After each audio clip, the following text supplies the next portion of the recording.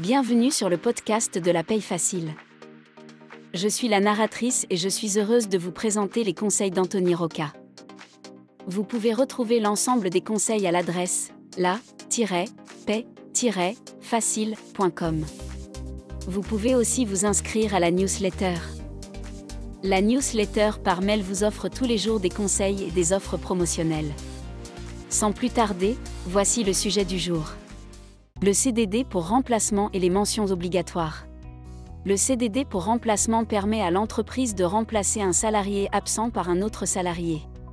Ce dernier peut être embauché pour un contrat à durée déterminée.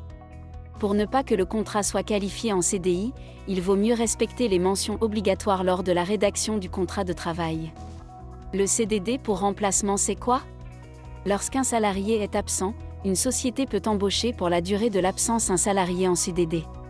L'embauche en contrat à durée déterminée permet à l'entreprise de faire appel à un salarié pour une période définie dès l'embauche. Contrairement au CDI qui est sans date de fin, le CDD comporte dans le cas général une date de fin connue des parties. Le salarié sait pour combien de temps il est embauché. L'employeur sait également qu'à la fin du CDD, le salarié quitte l'entreprise. L'indemnité de précarité. Vu du côté du salarié, le CDD est un contrat précaire. C'est pour compenser cette précarité que l'employeur doit verser une indemnité de précarité aux salariés. Concrètement, lors de l'établissement de la dernière fiche de paie est versée une indemnité de précarité aux salariés qui terminent un CDD de remplacement. Cette indemnité correspond dans le cas général à 10% du salaire brut perçu par le salarié le temps de son contrat. Le formalisme du CDD pour remplacement. Si vous rédigez un contrat à durée déterminée, vous devez faire attention au formalisme à respecter. Contrairement au CDI qui n'est pas forcément un écrit, le contrat à durée déterminée doit être un écrit. En plus d'être écrit, le contrat doit comporter des mentions obligatoires. Le CDD doit être conclu pour le motif d'un remplacement. C'est-à-dire que le motif du contrat doit correspondre à la réalité de son objet. Voir Code du travail. En plus, il doit être noté dans le contrat de travail le motif du remplacement. Sont écrits également le nom et la qualification de la personne remplacée. Dans le contrat doit être notifié avec précision la nature du poste à pourvoir par le salarié embauché. Évidemment, le contrat doit indiquer le terme du contrat.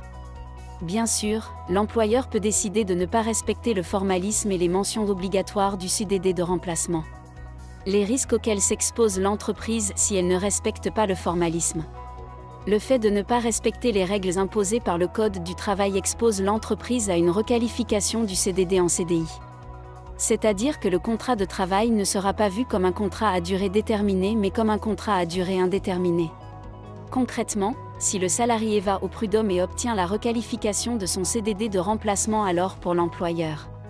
Le salarié peut réintégrer l'entreprise, et l'employeur sera quitte de lui trouver un poste et lui verser un salaire tous les mois. Le salarié qui ne peut être réintégré perçoit une indemnité de licenciement. Dans tous les cas, l'employeur doit verser une indemnité de requalification du CDD en CDI.